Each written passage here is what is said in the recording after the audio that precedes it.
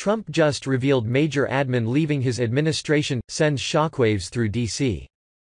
It's no secret that people come and go inside of each administration. The same is true for the Trump administration, but the rumors are flying about one of the biggest names inside Trump's core crew. People are saying he's actually a Democrat. Fox News wrote. In an interview set for broadcast Sunday, President Trump speculated whether Secretary of Defense James Mattis might soon leave the administration, just weeks after a book by journalist Bob Woodward reported that Mattis had privately compared Trump to a 5th or 6th grader. Asked by 60 Minutes host Lesley Stahl whether Mattis would depart, Trump responded, "Well, I don't know. He hasn't told me that." He continued, "I have a very good relationship with him. I had lunch with him 2 days ago. It could be that he is. I think he's sort of a Democrat, if you want to know the truth. But General Mattis is a good guy. We get along very well. He may leave. I mean, at some point, everybody leaves. Everybody. People leave. That's Washington." The president also called reports that the White House is in chaos false and fake news. He added, "I have people now on standby that will be phenomenal. They'll come into the administration. Yeah, other people will go, sure," Trump told Stahl. "We have a great cabinet. There are some people I'm not happy with. I have some people that I'm not thrilled with. And I have other people that I'm beyond thrilled with." Secretary Mattis is laser-focused on doing his job ensuring the U.S. military remains the most lethal force on the planet, Pentagon spokesman Army Call. Robert Manning said Sunday in response. Trump's comments come shortly after UN Ambassador Nikki Haley abruptly announced her resignation. They also highlight what some media reports have indicated as an unusually large number of high-level departures from the Trump administration, figures recently contextualized in an analysis by the nonprofit Brookings Institution. Woodward's book Fear, released in September, claimed that Mattis told associates at a National Security Council meeting this year that Trump had the understanding of, and often acted like, a 5th or 6th grader. And after Syrian dictator Bashar Assad launched a chemical attack on Syrians in April 2017, Woodward's book reported that Trump demanded Mattis launch an assassination attempt. "Let's Fing kill him. Let's go in. Let's kill the Fing lot of them," Trump reportedly said. But Mattis, according to the book, told an aide, "We're not going to do any of that.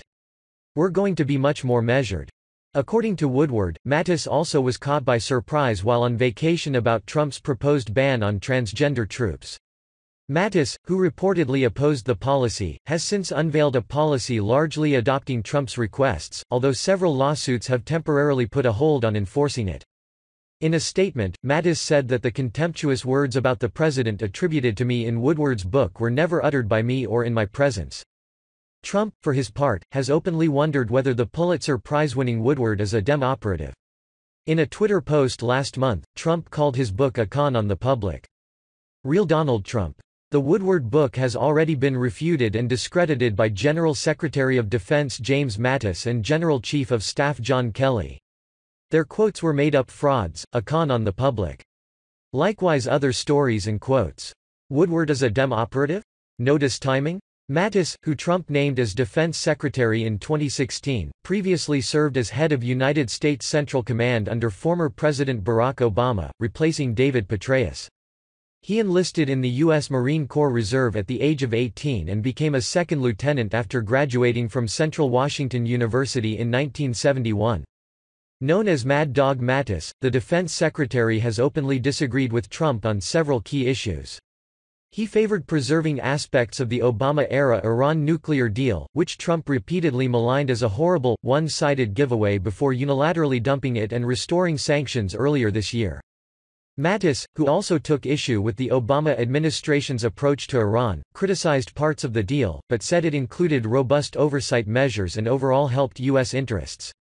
Additionally, Trump and Mattis have sparred over the role of NATO, with Trump regularly criticizing its member nations for not contributing more of their GDP to national defense.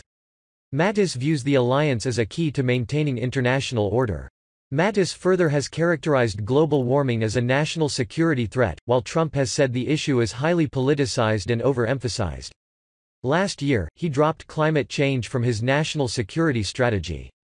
Still, Mattis has turned Trump around to some of his positions. He famously convinced the president to abandon his stated desire to torture terror detainees, and also persuaded him to send more troops to Afghanistan. Mattis is showing no outward signs of withdrawing from his normal duties. On Tuesday, he will begin his second trip this year to Vietnam, in a sign of how much the Trump administration is trying to counter China's military assertiveness by cozying up to smaller nations in the region. Mattis will visit Ho Chi Minh City, the most populous city and the economic center. It used to be known as Saigon. The arrival of Deputy National Security Advisor Miro Ricardel to the White House in May has, however, been seen as a sign that Trump is planning to fire Mattis after November midterm elections. Ricardel and Mattis have previously sparred.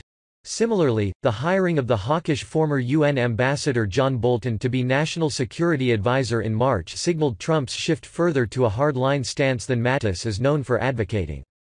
"I heard you're actually the devil incarnate and I wanted to meet you," Mattis told Bolton in an exchange captured by microphones when they met at the Pentagon earlier this year.